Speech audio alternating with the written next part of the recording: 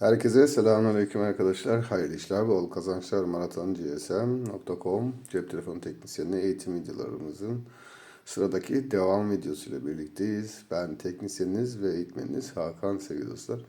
Geçen dersimizde hatırlarsanız A20 telefonumuzun camı çatlaktı ama cam değişimi yapmayacağım şu anda. Konumuz telefonumuzu parçalamaktı. Ekran sökümüydü ve şimdi de her şeyin geriye toplanması arkadaşlar. Ekranınızın kırık olduğunu farz ettik. En son ekranın kasadan nasıl çıkartıldığını gördük sevgili dostlar. Şimdi ise bir telefonun geriye toplanması.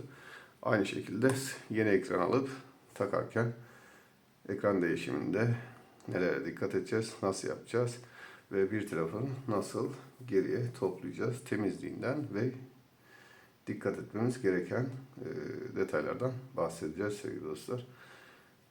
Bir telefonumuzu komple parçaladık ve şimdi ise bu telefonumuzun bir müdahale gördüğünü farz edelim. O müdahalede de neler değişmesi gerekiyorsa, neler tamir edilmesi gerekiyorsa onun tamir edildiğini farz edelim. Ve artık geriye toplama işlemimiz kalıyor. İlk başta bir telefon toplarken komple parçalarını ayırdıysak şayet ekranını takmamız gerekiyor sevgili dostlar. Şöyle bir de görüntümüze bakalım. Evet, her şey güzel bir şekilde görünüyor. Yapacağımız işlemler ekranın yapıştırılması, akabinde içindeki ayırdığımız parçaların geriye düzgün bir şekilde toplanması işlemi var sevgili dostlar. Kullanacağımız malzemelerimizden bahsedelim. JetClean MK01 arkadaşlar. Marka reklamıyla alakası yok. Ben bunu kullanıyorum. Oka temizleyici alık arkadaşlar bu ürünün adı. Hangi amaçlarda kullanıyorum ondan bahsedeyim. Bu ürün şöyle de tiner pompasına dolduruyorum. Oradan bezimi bandırıp kullanıyorum arkadaşlar. Olayımız bu şekilde. Ne amaçla kullanıyorum? Birincisi bu ürünü bilen ya da bilmeyen arkadaşlar sadece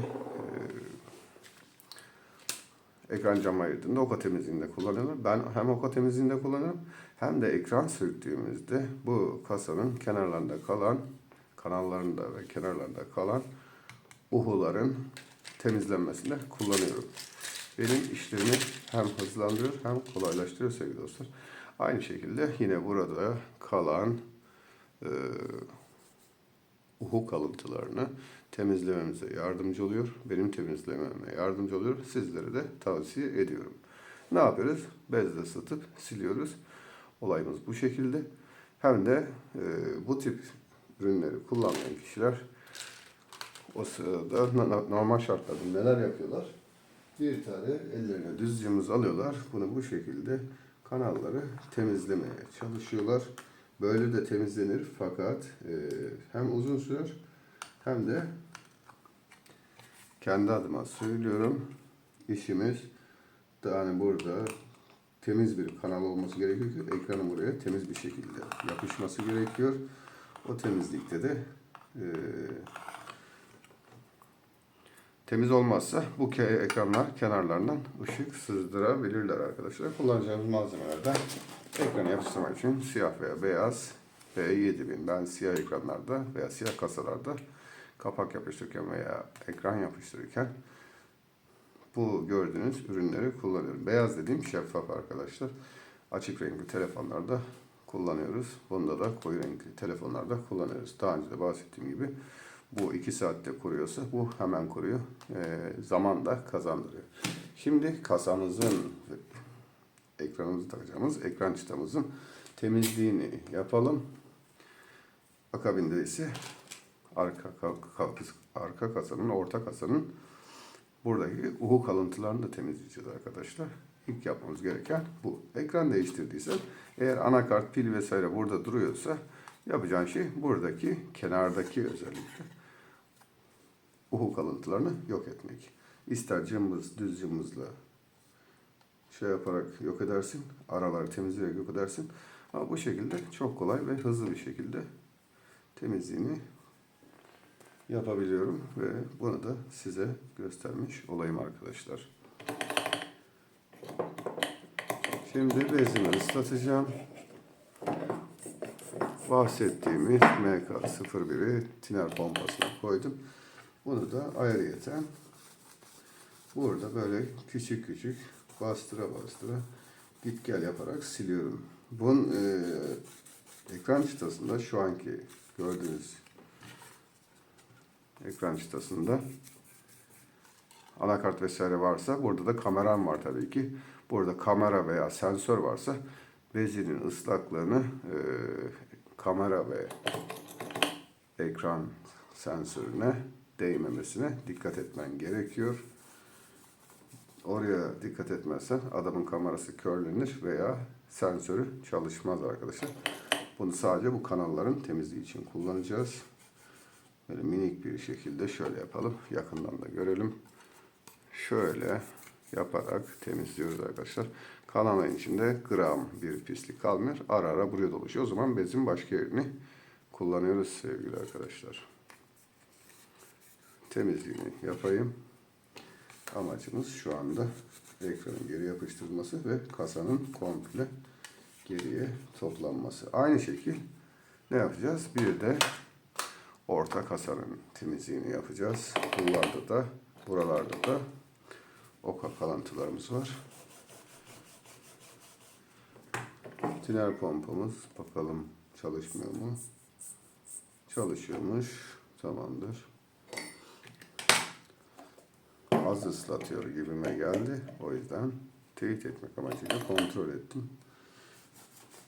Buradaki kurumuş uhuları diğer türlü çok zor bir şekilde çıkartırsın. O yüzden işimiz kolay olsun diye özellikle. Şöyle bir bakalım. Görüyorsun. Görüyor musun? Ben de ayağa kalkayım bakayım. Şöyle. Görüyor musun? Bak şimdi şuradaki kalıntıyı örnek olarak inceleyelim. Burayı kaldıracağız şimdi.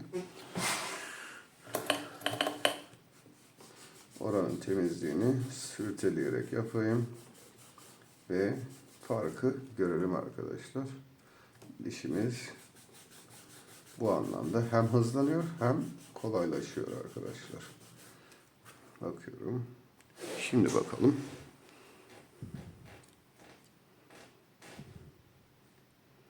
Şuraya yaklaşalım.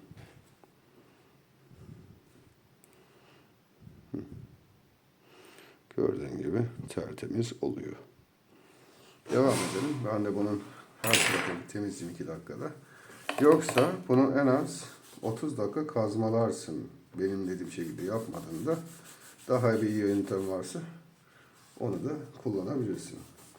Bendeki yöntem bu şekilde.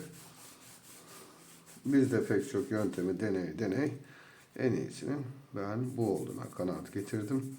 Beni rahat ettirdiğini bildiğim için bu şekilde size de göstererek ağır çekimde yapıyorum. Yoksa daha da hızlı ve rahat bir şekilde bunun içinden geçebilirim. Devam edelim. Aynı zamanda bunun bezle siliyor olmamızın bize bir artısı daha var. Şuralardaki şu sarı gördüğümüz şebeke antenlerinin zarar görmeden çalışmaz, yırtılmadan oraların temizliğini yapmamıza yardımcı oluyor arkadaşlar. Diğer türlü cımbızla kuru yaptığında bunu buradan sökmeye çalışırken bu filmi de yırtabilirsin.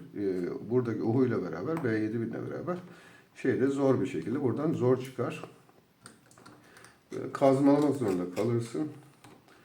Gerek yok böyle aksiyonlara. Böyle uğraşamam.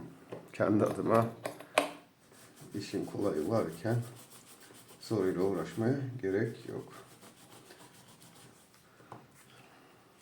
Bilmiyorsan öğretiyorum zaten.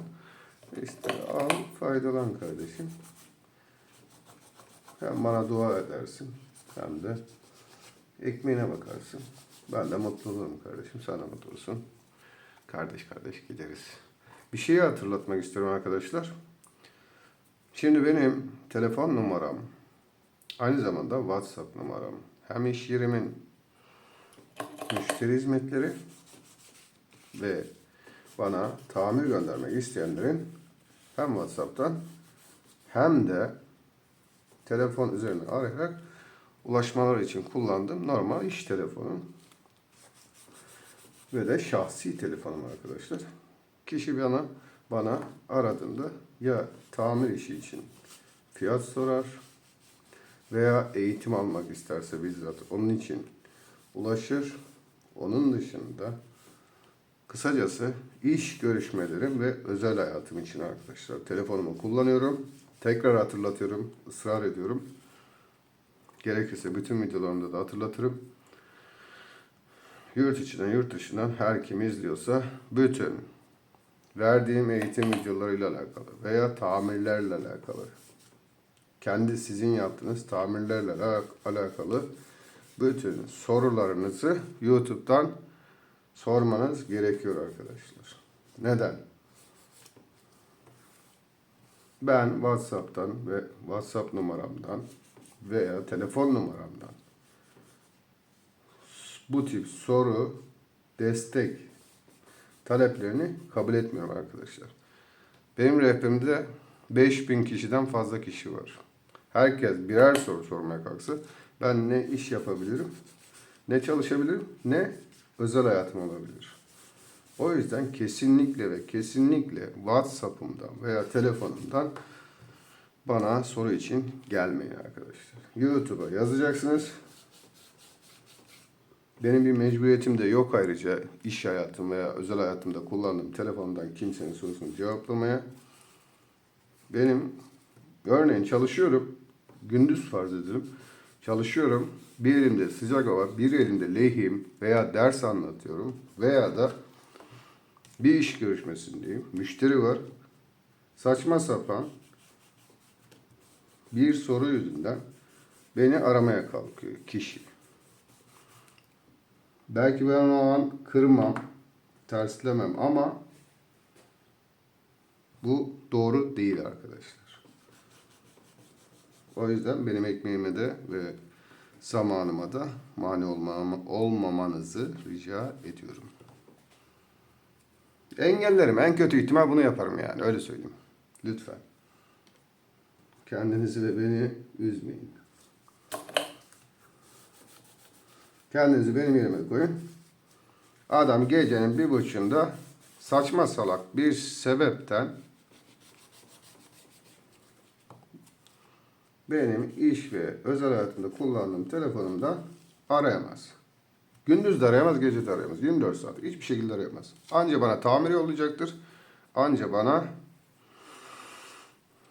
eğitim için görüşecektir. Böyle şeyler dışında kabul etmiyorum. Devam edelim. Sizin için hayati bir konu olabilir. Ama ne diyorum? Ben size yardımcı fırsat olduğu an olurum. Fakat bunu YouTube yorumlardan soracaksınız. Örneğin bir konuyla alakalı bilmem neyin bir yerinde bir işin içinden çıkamıyorsunuz, tamam mı? Oradan sor, ben oradan cevaplayayım. Başkaları da faydalansın aynı zamanda o sorudan veya senin yaşadığın problemden başkaları da faydalanabilsin. Bana 1 trilyon para verse yine cevap vermem. WhatsApp'tan veya telefon hattımdan. Öyle söyleyeyim. Bunun şeyle alakası yok arkadaşlar. Yoksa yetişemeyiz. Evet. Temizledik. Görelim. Şöyle bir bakayım.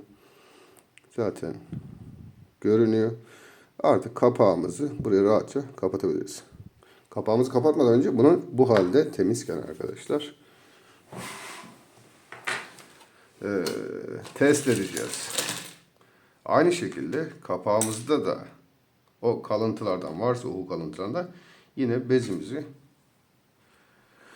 MK01'imize bandırmak ve batırmak maksadıyla halledeceğiz. Kapağımızı temiz görüyorum. Uhumuzu sürmeden önce çıplak halde düzgünce ne öpüyorum diye kenarlarını kontrol edeceksin. Ekranı da kontrol edeceksin takarken. Şimdi onu da yapalım. Şimdi şöyle bak. O'yu da sürdüğümüzde jilet gibi yapışacak. Devam edelim. Ekranımızda bakalım.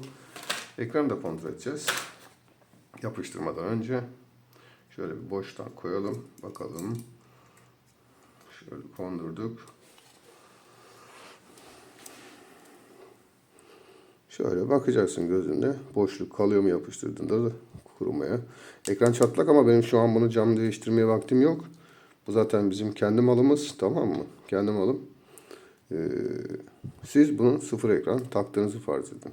Ben telefonu şu an hem ekran yapmasını hem geri toplamasını size göstermeye çalışıyorum. Sen biliyor olabilirsin fakat bilmeyenler var. Sıfırdan eğitim serisi şu anda yapıyorum. Haliyle bu kişilerin, kardeşlerimizin faydalanmasını sağlamak için bilmediklerini farz ediyoruz. Köşeden başlıyorsun kardeşim. Eğer U'nun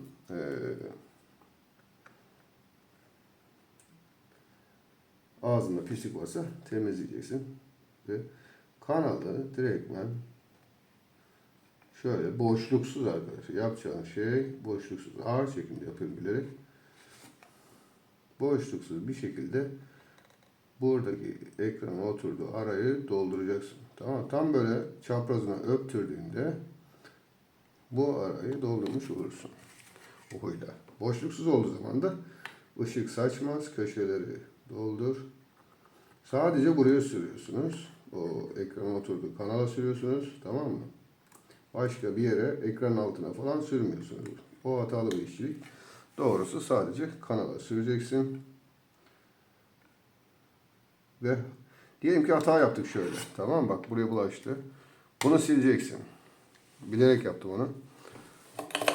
Şöyle oka yine ıslatıp sileceksin ki ekranın tabanı kasaya, ekran çıtasına yapışmasın. Yoksa bir sonraki vatandaş bunu sökerken ekranın backlight'ını orada bırakabilir. O yüzden başkasından da küfür yemeyin. Böyle yapanlar var. Hatta bunu Japonla tabanından yapıştıranlar var ki bir dahaki kendisine kendisinden başkasına giderseler başka bir teknisyen elinde patlasın diye üçkağıtçılık yapan var arkadaşlar. Yapmayın böyle şeyler.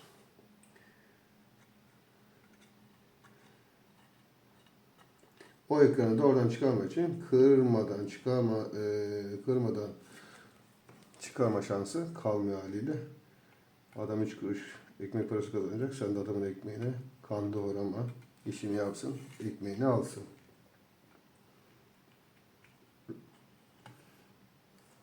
Tamamdır. Burada ekran süzgecinin yerindeki varlığını kontrol edin. Yoksa yerine koyun arkadaşlar. Varsa zaten sorun yok. Şu an orada var bizimkinde. İlk unutmamanız gereken de oradaki ekran, düzeltiyorum, kulaklık süzgeci. Kulaklık süzgecini şey yapmayın. Takmayı unutmayın. Geldim. Artık UHU'muz sürülmüş durumda. B7000'imiz sürülmüş durumda. Ekran filmini geçirelim. Ve güzelce yerleştirelim arkadaşlar. Tamam mı? Ekranımızı yerleştirdik. Bak şimdi. Ekranımızı yerleştirdiğimizde kenarlarında taşan B7000'lerimiz oluyor. Şöyle. Orada kırık var. Bakalım. Bak şimdi fazla tam doğru ayarda sürdüm. Fazla taşmıyor ama bunu bastırdığında taşıyacak. O taşanlar da yine aynı oka sökücümüzle, ıslak bezli oka sökücümüzle sıcağıyla şu anda sileceksiniz arkadaşlar. Şöyle 4 parmağınızı açın. Ekran üstüne her taraftan eşit bir şekilde hafif bastırın. Şöyle daha kafadan tertemiz çıkaracaksınız. O yüzden bu şekilde yapıyoruz. Fazlalıklarını şu anda aldık. Ve kenar temizliğini yaptık. Yüzey temizliğini şeyden sonra yaparsınız. Kasayı topladıktan sonra. Şu anda ekranımızı şöyle yapıştırdık yapışkanlığımızla. Tamam mı? Şimdi boşluklar olur. Şimdi burada neye dikkat edeceğiz? Temizliğimizi yaptık. Artık lastik atacağız arkadaşlar. Bir 5 dakika, 3 dakika, 2 dakika kasayı toplamadan önce şöyle bir lastiğimizi atalım. En son bir daha lastik atacağız. Lastiği nasıl atacağız? 3 yerden atarız. Tamam mı? Bir başa, bir ortaya, bir de öbür başa attığımızda şöyle 1, 2 lastiğinizin uzunluğuna göre Kısaysa 2, uzunsa 3, daha uzunsa 4 defa dolayabilirsin. Fakat fazla aşırı sıkma. Gevşekten bir tık sıkı olsun. Gevşekten bir tık sıkı. Çünkü fazla bastırdığında ekran zarar görür. Şimdi bu şekil yaptın lastikleri görüyorsun. Yukarıdan aşağıda şöyle bir tane lastik atacaksın ama iki şekilde yapacaksın. Şöyle diyelim. Tamam mı? Bu şekil yaptım. Şimdi yaklaşık 1 dakika kurusun. Siyah yapışkan olduğu için çabuk kuruyor. Akabinde gerisini toplayacağız. Şimdi neden böyle yaptık? Direkt ben hepsini koysaydık da olsaydı. Hayır, olmaz. Önce ekrana bir yerini bulacak, tamam mı? O arada sen istersen bir tane sigara iç. Ben içeceğim arkadaşlar. 1 dakika bekleyin.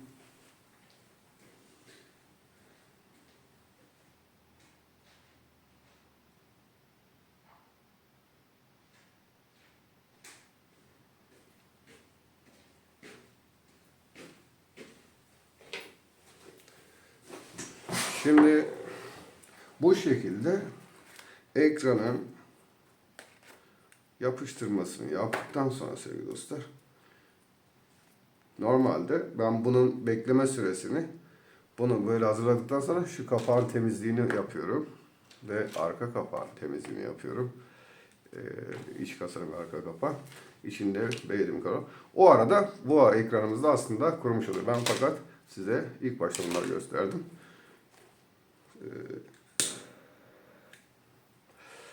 Şey olmasın diye. Hepsini aynı anda anlamış olun diye arkadaşlar. Şimdi bunun gevşediğini az daha yapsın, az daha kurusun. O arada burada terslik var mı? Hazırladığımız malzememizi görelim.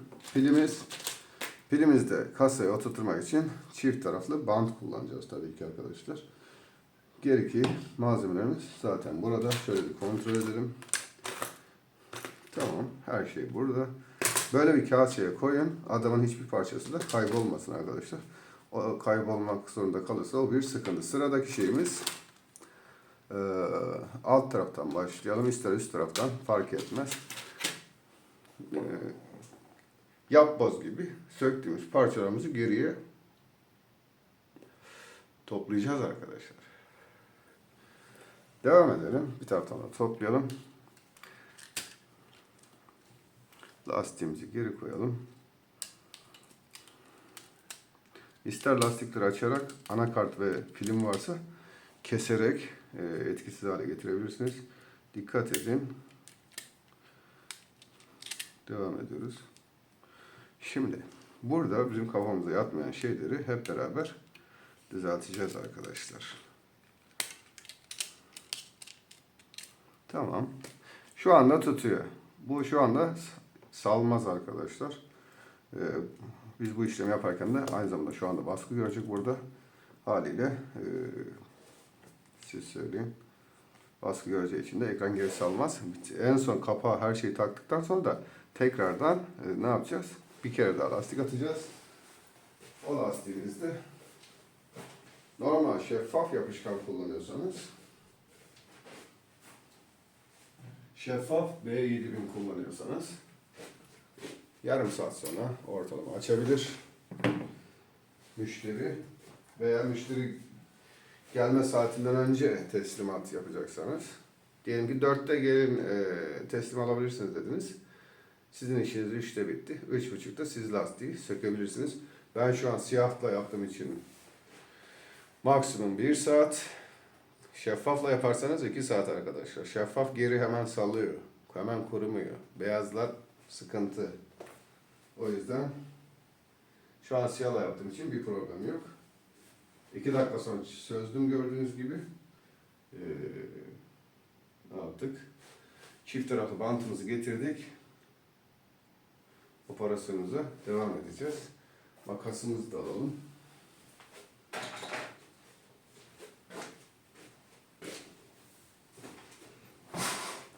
Tamamdır. Şimdi Şurada iç ahizenin olmadığını görüyorum. İç ahizemi yerine yerleştirmek istiyorum. Sonrasında da hep birlikte parçaları toparlayalım arkadaşlar. İç ahizemizi şöyle bir koyalım bakalım. Boşta mı? Bir sıkıntı, oynama yok. Tamam. Artık anakartı takacağız. Anakartı takmadan önce anakartımızı, kameralarımızı takmamız gerekiyor sevgili arkadaşlar. Takalım. Neyi nereden söktüyseniz aynen geri topluyorsunuz. Yapboz gibi öyle düşünün. Dikkatli bir şekilde arka kamera modülümüzü taktık. Şimdi de ön kameramızı takalım. Anakartın üzerine monte etmemiz gerekenleri ilk önce monte edeceğiz. Şuraya bakıyorum. Geriye kalanlar alt hoparlör, şarj bordu, ara film ve iç kasa arkadaşlar. Tamam. Anakartımızı takıyoruz. Yerine koyduk. Antenlerimizi takacağız sevgili arkadaşlar. Şebeke antenlerimizi takacağız. Devam edelim. Şöyle bir.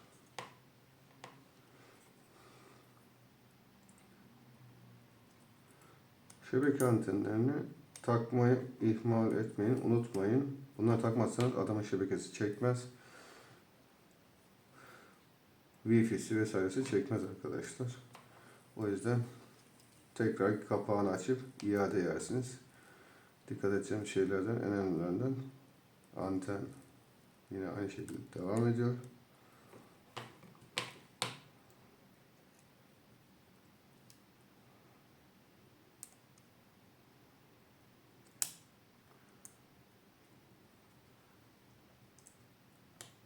Taktık. Şimdi bu antenleri de boru kanalına düzgünce oturtturman gerekiyor güzel kardeşim. Ben bu antenlerin yerinden çıkmasın diye şöyle ufaktan B7000 damlatıyorum. Şöyle bir oraya bir oraya. Böylelikle bize zorluk çıkarmıyor arkadaşlar. Şimdi şarj bordumuzu konduralım. Şarj bordumuzu yerine yerleştirelim. Şöyle. Bu bunun şarj bordu değil midir? Bir bakalım. Ha, bunun şarj bordu tamamdır. Şarj bordumuzu koyduk. Neyi yanlış yapıyoruz? Bir düşünelim.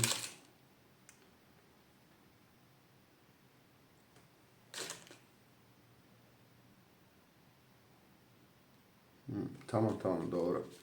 Ara film geldiği için. Bu arada şu anda videoyu sabah çekiyorum arkadaşlar. Geceliğin sessiz bir ortam oluyor. Sabah namazını kılıyorum. Size video çekiyorum sevgili dostlar. Böylelikle daha temiz, berrak, güzel bir video, eğitim videosu oluşturabiliyoruz sevgili arkadaşlar. Şimdi ara filmimizi koyalım. Şuradaki bak film anten teli bizi rahatsız ediyor şu anda. Bu araya yerleştireceğiz ve oynamasın, dışarı taşmasın diye buna şöyle ufaktan B7000 damlatalım. Deminki bahsettiğim olay bu. Şöyle o kanala yerleştirdim arkadaşlar. Şöyle bize sorun yapmasın. Tamam. Şimdi bu ekran, bazı ekranların filmleri bak şurada çentikleri var. Görüyorsunuz inşallah. Yani söktüğünüzde zaten fark edeceksiniz. O yere yapıştırabilirsiniz. Havada durmasın diye şu şurada dursun. Şimdi filmimiz azıcık kuruyana kadar yerinde tutalım şunu şöyle. Allah'tan siyah yapışkan hızlı donuyor arkadaşlar. Bu da benim en sevdiğim özelliklerinden birisi. Bak kalkmaya çalışıyor hala. Biraz da sabırsız davranıyoruz ister istemez. Şimdi buraya gelen ekran ara filmimizde nelere dikkat edeceğiz? Bak main yazıyor. Main yazısında main board'a gidiyor diyor. Sökerken dikkat et. O eğer tutturamazsan. Böyle ters takarsan birbirine olur ama hatlar yanlış gider. Olması gerektiği gibi takmak zorundasın. Düzgünce tutturabilmek için taktık. Şarj bordumuzu geriye toplayalım. Malzememizi koyalım. Antenimizi takalım. Bir de burada bir şeyler var arkadaşlar, göstereceğim. Şöyle. Yancımızı almaya üşendim. Getirdik rahatça. Acemi gibi iş yapıyoruz ondan sonra. Geldik taktık, tamam mı? Anteni de yerine yerleştirdik. Şimdi gerek şarj bordu olsun, gerek anakartı olsun. Kasanın orta kasanın vidalarının haricinde, kasayı tutturan vidalar haricinde anakartın da içeride oynamaması için tutan vida olur arkadaşlar. Genel anlamda bir iki tane. Onların yerini tespit etmek için bu vidaların karşılığı olmayan yere bakacaksın. İçeride hangi vida anakartı sabitliyor, ona bakacaksın. Onun akabinde oradaki senin sökerken dikkat edeceksin veya anakartı tutan vida hangisi diye. Bakalım. Anakartı tutan vidamız var mı? Bunda anakartı tutan vida yok ama şarj bordunu tutan bir vida var. Şöyle bir kontrol ettim.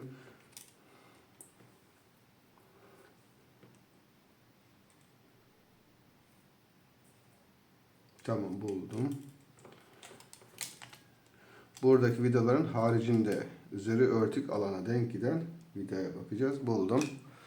Tornavidamızı alalım. Oraya bir vida atmamız gerekiyor.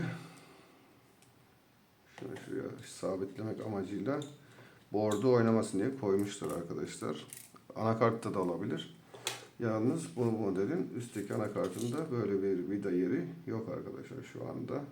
Tekrar emin olmaya buldum, vida yeri var. Şu vidalar haricinde şuradaki vida dışarıdan atılmıyor arkadaşlar. Oraya bir vida daha anakart oynamasın diye koyalım.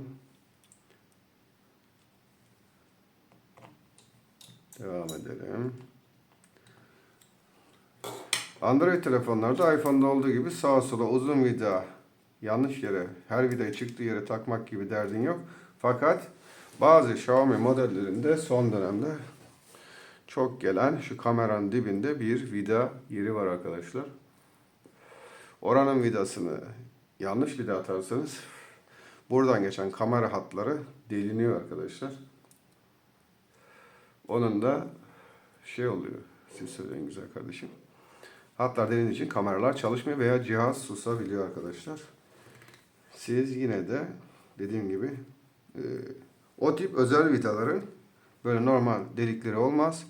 Üzerinde çıkıntıları olur arkadaşlar üstünde. Arada somun gibi, pul gibi bir çıkıntısı olur. Oradan uyanabilirsin. Oradaki vidayı oraya koyman gerektiğini veya şöyle söyleyeyim. O hataya düşmemek için kısa vida koyabilirsin.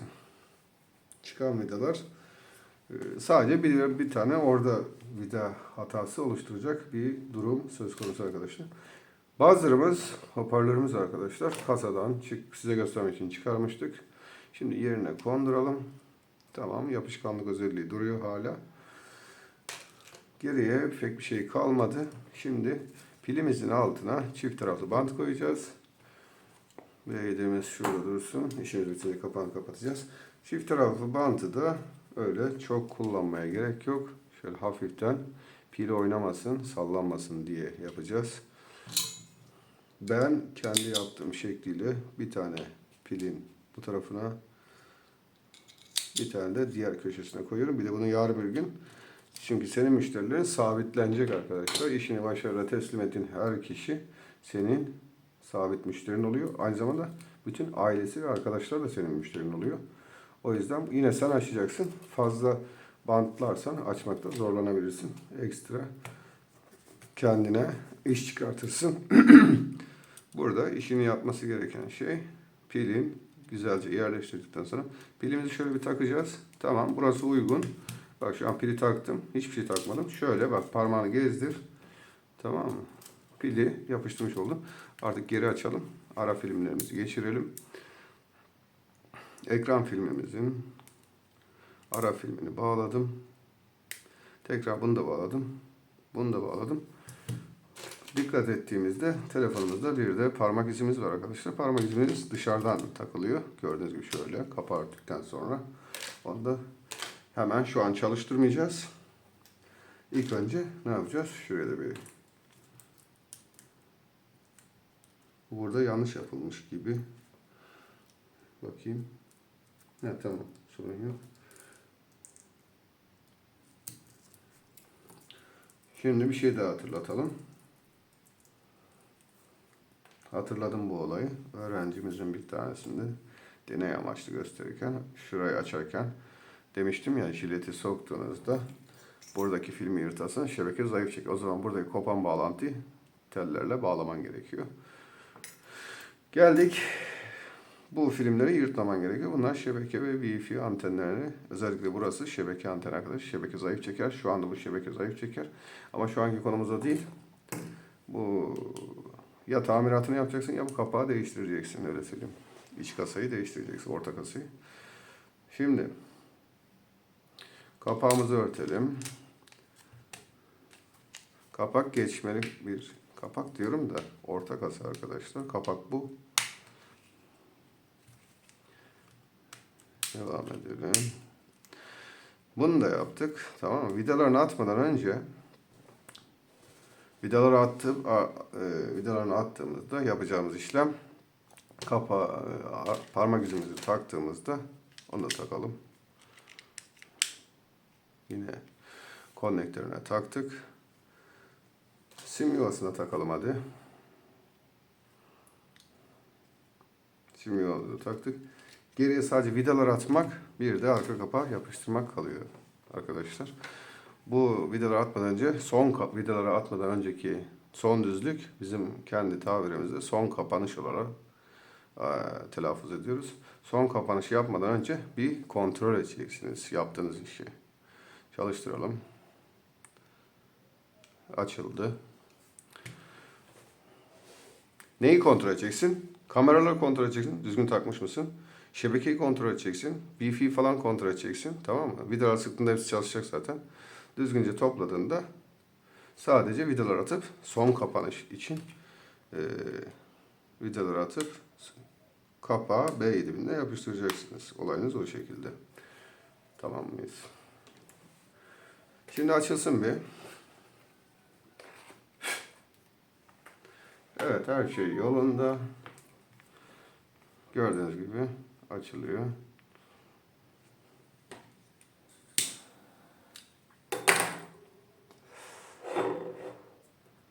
Şebekemiz, Wi-Fi'miz geldiler.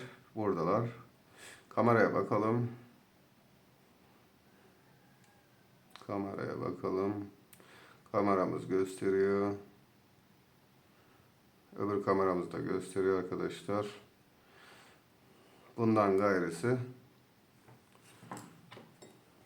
can sağlığı. Zaten mesajlar da geldi.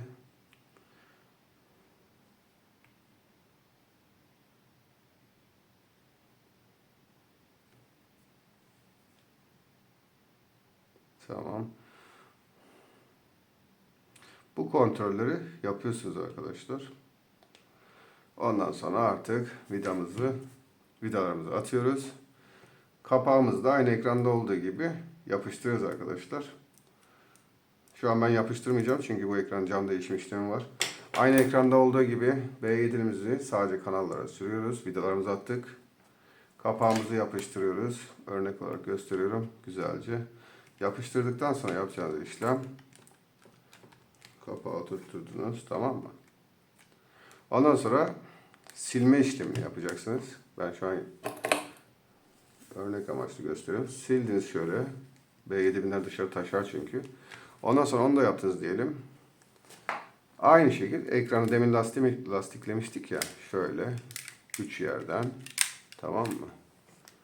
Şöyle yapalım. 3 yerden.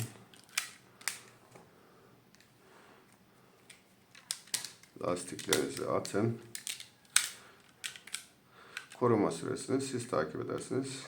Siyahlarda yarım saat, maksimum 1 saat. Şeffaflarda 1 ile 2 saat arasında şöyle yapabilirsin. Böyle de yapabilirsin. Lastiğin biraz bol ise, tamam mı? Şöyle bir oradan da yapabilirsin. Bu şekilde bir lastikleme yapman yeterli. Tamam mı? Lastiklerin düzgün ve güzelce dursun. Bir saat sonra da çıkartıp artık dışını ister tinerle ister kontak spreyle silebilirsin. Tertemiz artık teslim edebilirsin. Olayımız bu şekildeydi arkadaşlar. Bir sonraki eğitim videomuzda görüşmek üzere. Allah'a emanetsiniz. Hoşça kalın.